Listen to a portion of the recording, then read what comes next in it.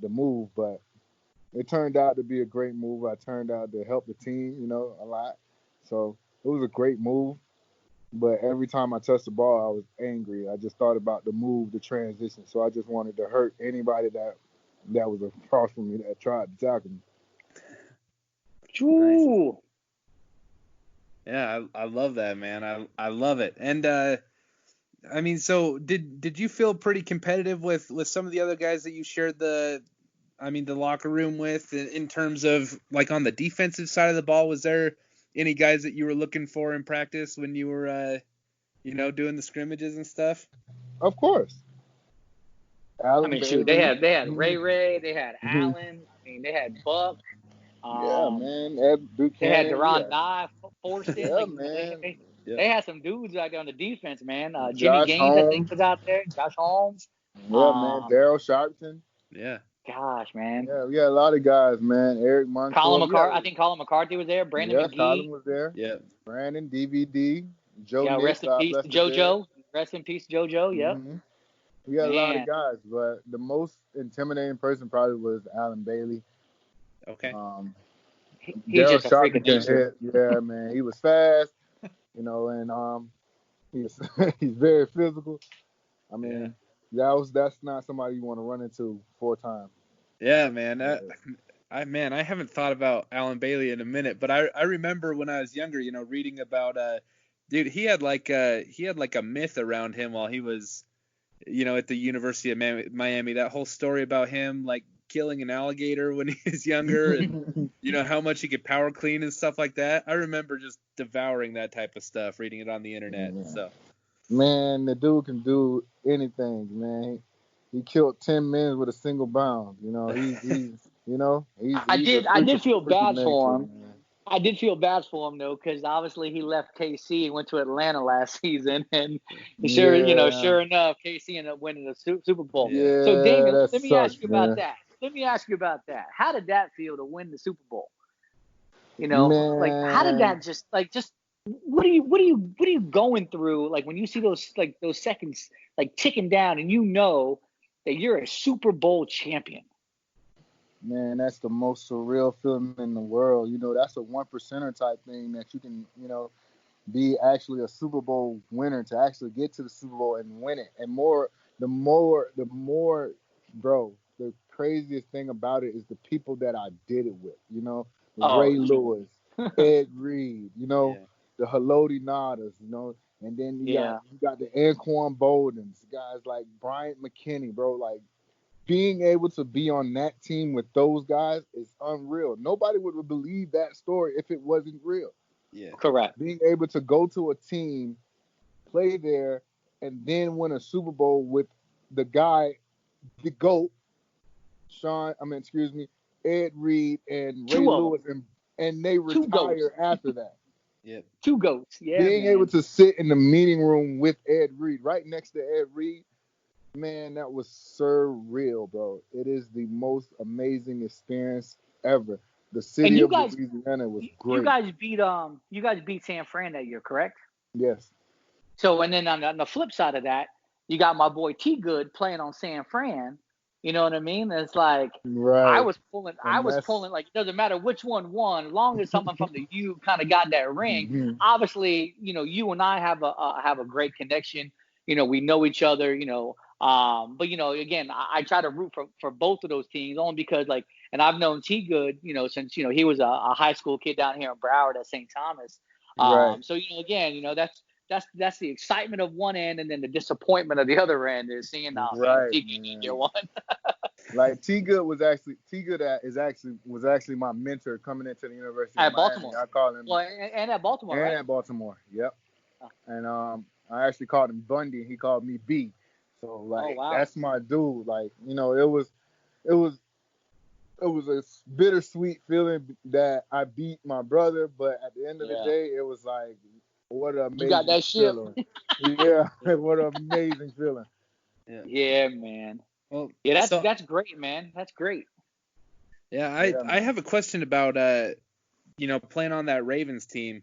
So what was it like? Obviously Ray Lewis and Ed Reed were like they were different generations of Hurricanes, and then you being a much later generation, and also having Bryant McKinney in that mix.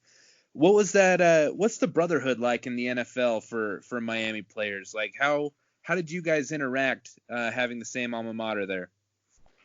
Till this day, I can contact each and every one of them. Till this day, I still talk to Ed. I still talk to Ray. I actually just talked to him not too long ago via text, telling him happy birthday. I talked to Ed not too long ago when he's doing this Instagram live. I talked to him on Instagram live. Yeah, man, he's doing this DJ thing. I talked to Brian almost.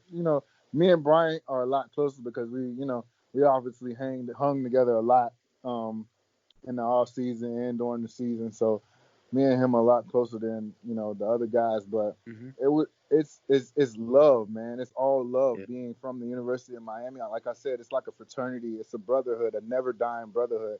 We can all depend on one another. Like, bro, it's amazing to have brothers that's gonna be there for you and then hold you accountable. Yeah. Yeah, man. From the fan perspective, like that was always something that I didn't grow up in South Florida, so I became a fan of Miami just because, I mean, dude, what's not to love, And that was one of the things that always stuck out to me and like really drew me towards the program was, there's just such a palpable, obvious sense of brotherhood for the guys in the NFL, and that just made me love Miami so much more, seeing my favorite NFL heroes just bonding over their roots, Right. Yeah, so I do have a question about when you first got to Baltimore, did they seek you out knowing that you were a Miami alum? Repeat that question, bro. So when you first got to Baltimore and signed with the team, did Ray Lewis and Ed Reed and did they seek you out knowing that you were a Hurricane? We already knew each other. They come back to the school very often, so they know pretty much the guys. And Ed was, I sat by Ed in the meeting room. Ray was actually two seats down. So it was Ed, then me, then Terrell Suggs, then Haloti, then Ray. It was. I mean, what more can you ask for, bro? Yeah. Right. Absolutely. Right. What are you doing? What are you doing these days? Are you back? Are you coaching? You back in the muck? You coaching over at Glades, or what are you doing right now? Oh, I actually stay in Fort Lauderdale. So you're by me then? Okay, I'm in Spring. I'm in Parkland. Well, that's where I'm at. I'm literally right on Westview and University. Oh shit, I'm right here. Where you live at? In Heron Bay. Oh, dude, like literally, you're 5 minutes from me. I'm in Heron Bay. Like I do a lot of work in Heron Bay, Watercrest, Parkland Bay, Mar-a-Lago. Parkland Golf. Like I literally live. You know where the Target is on Westview and University? Yeah. By the movie theater. I'm right there. Yeah. I'm right there, bro.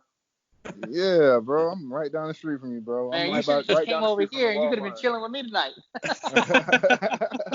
Yeah, I'm right by the Walmart, man. Yeah, dude. Like literally, it's 5 minutes from the crib, man. I do a lot of work over in Heron Bay.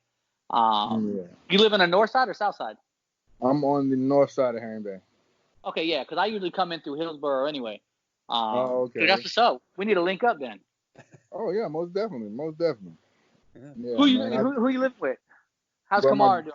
Oh, she's doing good, man. She actually just left.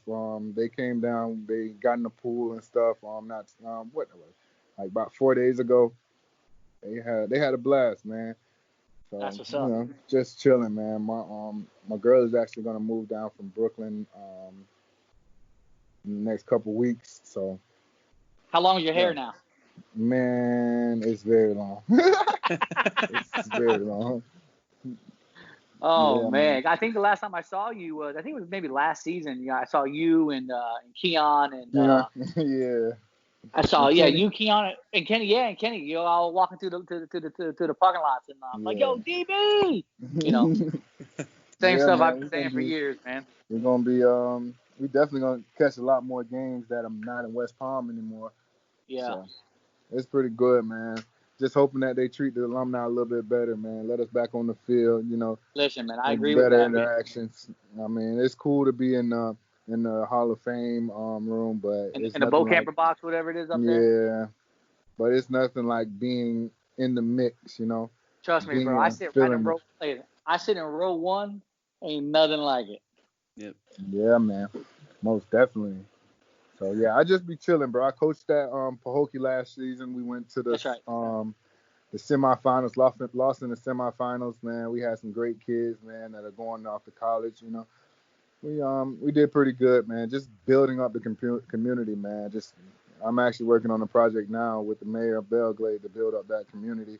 We're so behind in times, man. It's just that time for change, man. Especially with everything going on right now. Yeah. It's just time for change and reform. And I work closely with one of my good friends. His name is Wendell Williams. He played out with the Texans. He was a receiver, fast guy.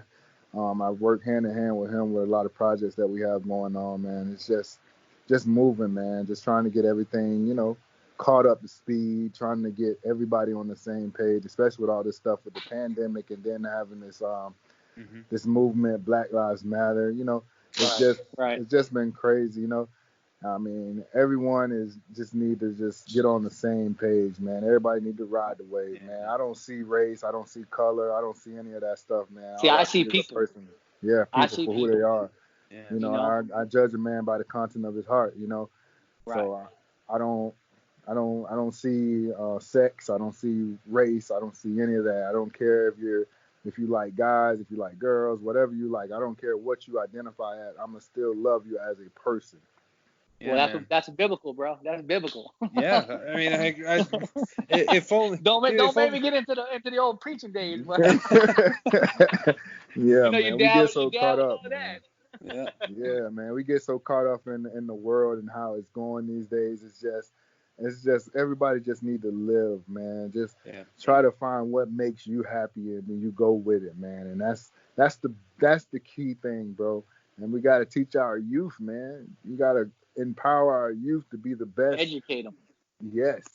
And not only just with the stuff of, you know what I'm saying, old time. Yes, they need to know history, but teach them about credit, man. Teach them about the things that they're going to encounter in the real world order. Like, you know, in this time, you know, I understand they want to teach about, you know, all the astronauts and the stars and the stuff.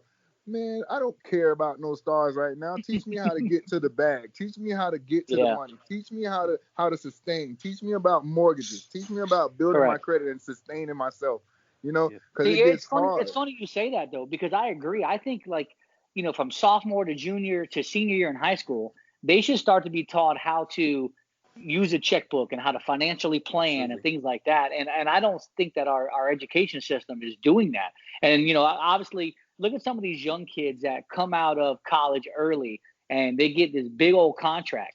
Man, these kids don't know what to do with that money, man. You know, and they have all their boys around there, you know, all their handlers, and next thing you know, 3 years later, they broke. Right.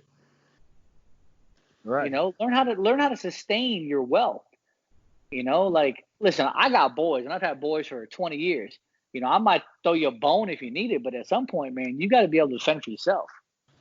No, you got it, and I think that's the main reason is because we were never taught. You know, if you don't, I mean, if your parents don't know, and then if your parents can't teach you, we depend because you go to school for 8 hours out of the day. You spend more time in the school than you do with your family during the school year. Right. So if we're not getting that proper education to our kids, how can you expect them to stand on their own? You know, and as a college athlete, like your bar is set way higher too because look, you got class, you got film, you got practice, you have games. You turn around, get back, you know, you fly back home like after an away game, and 5 hours later you're back in the weight room. It's like, you know, people think college athletes have it made. In reality, they don't. It's harder for them trying to manage their schedule because there's only 24 hours in that day, and you guys are literally wall to wall, like packed. You guys are tired. Like, how did you feel after a game? Like when the next day you come back and you got to be in the weight room or you got to be in the film room. Like you're probably exhausted. Facts. I mean, as a college athlete, you're always tired, and you have to go to class. There's no, yo, I'm going to sleep in. They have class checkers that go to the class to make sure you're in class. All they do is walk around campus and make sure you're in class.